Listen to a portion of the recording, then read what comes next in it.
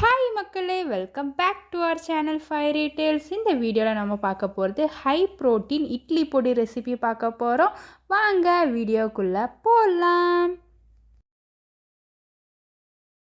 1/2 kilo தொளி உளுந்து எடுத்திருக்கேன். இதில் பொட்டாசியம் மெக்னீஷியம்லாம் நிறைய இருக்கனால இது பிளட் ரெகுலேஷனை ப்ரொமோட் பண்ணும். அடுத்து ஒரு 100 கிராம் நிலக்கடலை எடுத்திருக்கேன். எல்லா நட்ஸையும் கம்பேர் பண்ணும்போது எல்லாத்தையும் விட இதில் தான் நிறைய ப்ரோட்டீன் இருக்குது. அடுத்து 1/4 கிலோ கடலைப்பருப்பு எடுத்திருக்கேன். இது வெயிட்டை ரெகுலேட் பண்ணும்.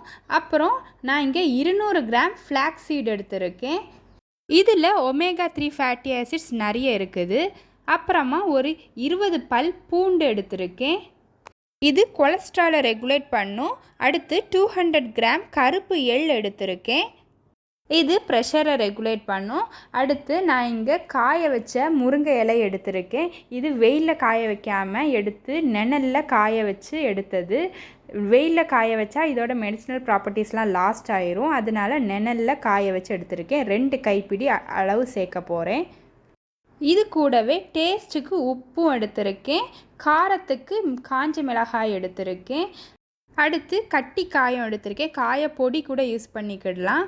அடுத்து நான் இங்கே ஜீரகம் எடுத்திருக்கேன், பெருஞ்சீரகமும் எடுத்திருக்கேன். இன்னொரு தடவை இன்க்ரீடியன்ட்ஸ் எல்லாம் சொல்லியிருந்தேன். 1/2 கிலோ தொளி உளுந்து எடுத்திருக்கேன், 100 கிராம் நிலக்கடலை எடுத்திருக்கேன், 1/4 கிலோ கடலைப்பருப்பு, 200 கிராம் ஃப்ளாக்ஸ் சீட்ஸ், 2 கை காஞ்ச முருங்கை இலை, 20 பல் பூண்டு, 200 கிராம் எள் இவ்வளவும் எடுத்திருக்கேன். இது எல்லாத்தையும் நம்ம ஒவ்வொன்றா வாஷ் பண்ணி எடுக்க போகிறோம். இல்லை தொளி உளுந்த இந்த மாதிரி ஒரு வடிகட்டியில் வச்சு நான் வாஷ் பண்ணி ஒரு 2 மினிட்ஸ் வச்சா அதோட தண்ணி எல்லாம் ட்ரெயின் ஆயிரும். ஒரு வாணலி வச்சு இதை நம்ம ட்ரை ரோஸ்ட் பண்ணி எடுக்க போகிறோம். முதல்ல ஒரு ஹாஃப் சேர்த்துக்கிடுறேன். ஃப்ளேமை மீடியமில் வச்சு கைவிடாமல் மிக்ஸ் பண்ணி கொடுத்துட்டே இருக்கணும். இதில் உள்ள தண்ணியெல்லாம் போய் அது நல்லா கோல்டன் ப்ரௌன் ஆகுது வர நல்லா ரோஸ்ட் பண்ணணும்.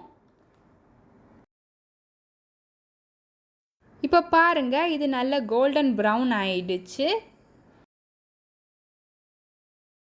இப்போ இதை ஒரு தட்டுக்கு மாற்றி இதை நல்லா ஆற விட்டுறலாம். இதே மாதிரியே நம்ம எல்லாத்தையும் ட்ரை ரோஸ்ட் பண்ணி ஒவ்வொன்றா மீடியம் ஃப்ளேமில் வச்சு ரோஸ்ட் பண்ணி எடுத்து வைக்க போகிறோம்.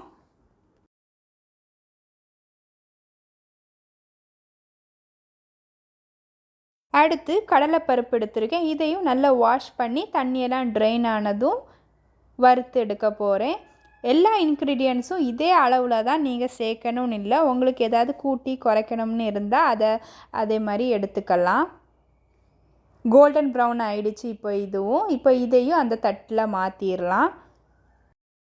இதில் உங்களுக்கு அரிசி சாம்பார் பருப்பு எல்லாம் ஆட் பண்ணணும்னு இருந்தால் அது கூட ஆட் பண்ணிக்கலாம், நல்லா இருக்கும். அடுத்து 200 கிராம் எள், அதையும் நல்லா வாஷ் பண்ணி இதில் சேர்த்துக்கிடுறேன். தண்ணி எல்லாம் போய் அது வெடிக்கிறது வர ட்ரை ரோஸ்ட் பண்ணணும். பாருங்கள், இது நல்லா ட்ரை ஆகி அது பொட்ட ஸ்டார்ட் பண்ணுது, அது வெடிக்குது. இப்போ இதையும் அந்த தட்டில் மாற்றி ஆற விட்டுக்கலாம்.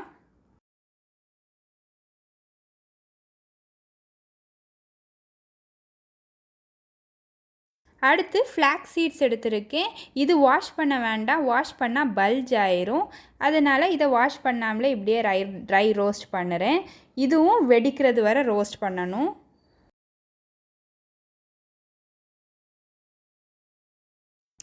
இதுவும் பாருங்கள் வெடிக்க ஸ்டார்ட் பண்ணிவிட்டு இதையும் அந்த பிளேட்டில் மாற்றி ஆற விட்டுற போகிறேன்.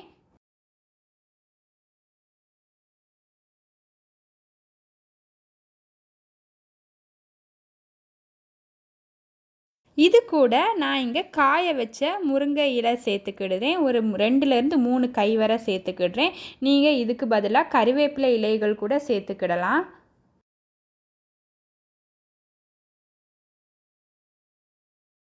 நிலக்கடலையும் அதே மாதிரி வறுத்து எடுத்துக்கலாம். இப்போ இது ரோஸ்ட் ஆயிடுச்சு. இப்போ இதை ஒரு தனி பிளேட்டில் சேர்த்துக்க போகிறேன். ஏன்னா இதை தோலை ரிமூவ் பண்ணணும். தோலை ரிமூவ் பண்ணிவிட்டு சேர்த்துக்கிடலாம். அடுத்து இதில் 2 டீஸ்பூன் ஜீரகம், 1 டீஸ்பூன் பெருஞ்சீரகம் ஆட் பண்ணுறேன். இதையும் ஒரு 2 மினிட்ஸுக்கு நான் கொஞ்சம் ரோஸ்ட் பண்ணிக்கிடுறேன்.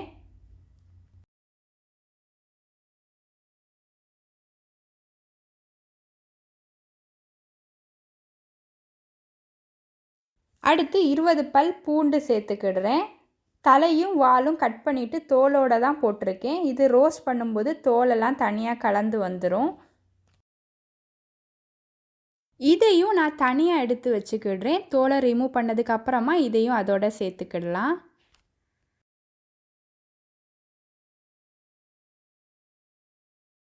நான் இங்கே கல்லுப்பு சேர்த்துக்கிடுறேன். தேவையான அளவு உங்கள் டேஸ்ட்டுக்கு ஏற்ற மாதிரி ஆட் பண்ணிக்கோங்க. இதுவும் கொஞ்சம் ஈரம் போகிறதுக்கு ஒரு 2 மினிட்ஸ் நான் வறுத்துக்கிடுறேன்.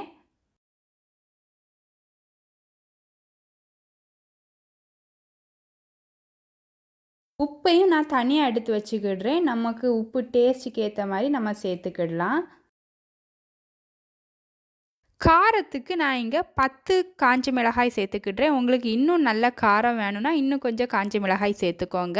இதுவும் நான் கொஞ்சம் ட்ரை ரோஸ்ட் பண்ணி எடுத்து வச்சுக்க போகிறேன். அடுத்து நான் இங்கே கட்டிக்காயும் 2 பீஸ் ஆட் பண்ணுறேன். இது லைட்டாக நல்லெண்ணெய் ஊற்றி அதில் நான் ஃப்ரை பண்ணிக்கிடுறேன். ஃப்ரை பண்ணிவிட்டு பொடிச்சா ஈஸியாக பொடிஞ்சிரும். பூண்டுலேயும் தோலெல்லாம் உரிச்சிட்டு இதில் சேர்த்துக்கிடுறேன். இது எல்லாம் நல்லா ஆறட்டும். ஆறினதுக்கு அப்புறமா நம்ம மிக்ஸி ஜார்லேயே பொடிச்சு எடுத்துக்கிடலாம். நிலக்கடலையும் தோலெல்லாம் நீக்கிட்டு இதில் ஆட் பண்ணிக்கிடலாம். நல்ல ட்ரையான மிக்ஸி ஜார் எடுத்துக்கோங்க. ஈரம் எதுவும் இருக்கக்கூடாது. இப்போது நம்ம ரோஸ்ட் பண்ணி வச்சுருக்கதை நம்ம பேட்சாக நல்லா பவுட்ரு பண்ணி எடுத்துக்க போகிறோம். காரம் முதல்ல நிறைய சேர்த்துக்காதீங்க. நிறைய சேர்த்தா காரம் கூடினா அதுக்கப்புறம் நம்மளால் மேனேஜ் பண்ண முடியாது. நீங்கள் காரம் குறைவாக சேர்த்துக்கிட்டு அப்புறமா உங்களுக்கு காரம் பத்தலைன்னா மிளகாய்த்தூள் இல்லைனா பெப்பர் பவுடர் கூட நீங்கள் சேர்த்துக்கிடலாம். நான் ஒரு பேட்சில் எல்லாம் இருக்கும்படியாக மிக்ஸ் பண்ணி பவுட்ரு பண்ண போகிறேன். கொஞ்சம் மிளகாய், கொஞ்சம் பூண்டு, கொஞ்சம் நிலக்கடலை எல்லாம் இருக்கும்படியாக பேட்சாக மிக்ஸி ஜார்லே நான் பவுட்ரு பண்ணி எடுத்துக்கிடுறேன். பூண்டு ரொம்ப ட்ரை ஆகாது, உள்ளே கொஞ்சம் ஈரம் இருக்கும். அதனால இது கெட்டு போகாது. ஒரு 6 மந்த்ஸ் வரை நீங்கள் வெளியே ஸ்டோர் பண்ணிக்கலாம், நல்லா இருக்கும். நான் இங்கே கொஞ்சம் கோஸ் பவுடராக அரைச்சி எடுத்துருக்கேன். அப்போ தான் எல்லாம் கொஞ்சம் பைட்டில் கிடைக்கும், நல்லா இருக்கும். உங்களுக்கு நல்ல ஃபைன் பவுடராக வேணும்னா அப்படி கூட நீங்கள் பவுட்ரு பண்ணி எடுத்துக்கிடலாம். இதோ நம்மளோட ப்ரோட்டீன் ரிச்சான இட்லி பொடி ரெடி. இது கூட நீங்கள் நல்லெண்ணெய், நெய் கூட ஆட் பண்ணி சாப்பிடலாம், நல்ல டேஸ்ட்டாக இருக்கும். இந்த பொடியை ஏர்டைட் கண்டெய்னரில் போட்டு 6 மந்த்ஸ் வரை நீங்கள் ஸ்டோர் பண்ணி யூஸ் பண்ணிக்கலாம். இட்லி, தோசை, ரைஸ் எல்லாத்துக்கும் நீங்கள் தொட்டுக்கலாம். இந்த ரெசிபியை கண்டிப்பாக வீட்டில் ட்ரை பண்ணி பாருங்கள். இந்த வீடியோ பிடிச்சிருந்தா லைக் பண்ணுங்கள், உங்கள் பிடிச்சவங்களுக்கும் ஷேர் பண்ணி விடுங்க, கமெண்ட் பண்ணுங்கள். சப்ஸ்கிரைப் பண்ணாதவங்க சப்ஸ்கிரைப் பண்ணிக்கோங்க. தேங்க்ஸ் ஃபார் வாட்சிங்.